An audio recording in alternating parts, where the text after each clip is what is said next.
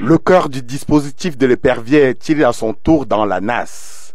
48 heures de garde à vue pour Edgar Alain Abraham Mbenga dans les cellules du corps spécialisé des officiers du tribunal criminel spécial, unité sous la charge du commissaire divisionnaire Kopeti, ex-proche collaborateur de ce suspect de luxe que la petite bourgeoisie de Yaoundé désigne comme étant un des éléphants de Zouétélé.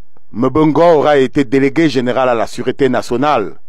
Un séjour d'environ 5 ans à la tête de la police camerounaise qui lui a permis de mettre en œuvre les projets d'arrestation de dignitaires.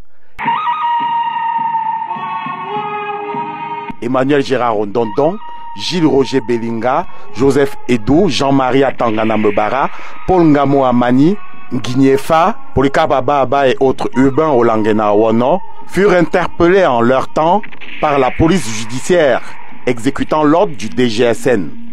L'image des deux derniers cités, couchés sur un matelas de fortune dans leur cellule du quartier Lixono en 2008, avait réussi à choquer même les monstres les plus froids.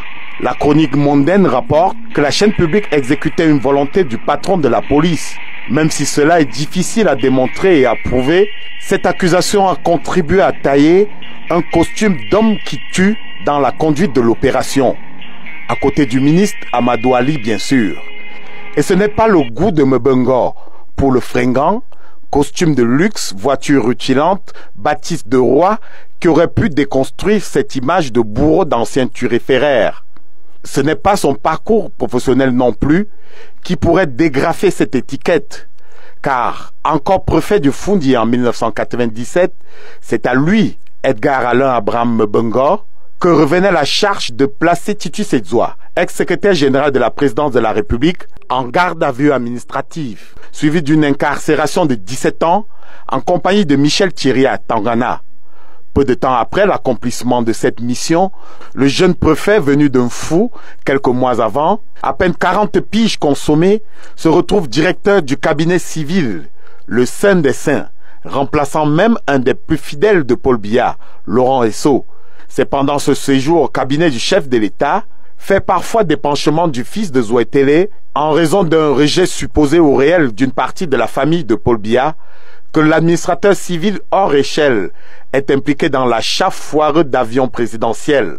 D'ailleurs, toutes les personnalités interpellées dans le cadre de ce dossier ont toujours répété à U et à Dia ne pas comprendre pourquoi celui que les habitués des chaumières présentent comme le fils du président n'est pas lui aussi embastillé.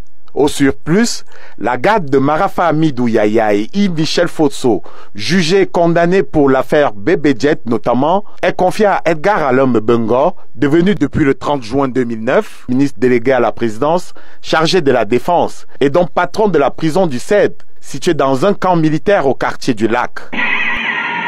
En 30 ans, au sein du Sérail, l'éléphant de Zouétélé aura ainsi été soit au déclenchement d'affaires, soit au cœur de leur exécution, soit même simplement geôlier d'anciens collègues du gouvernement et autres grosses baleines.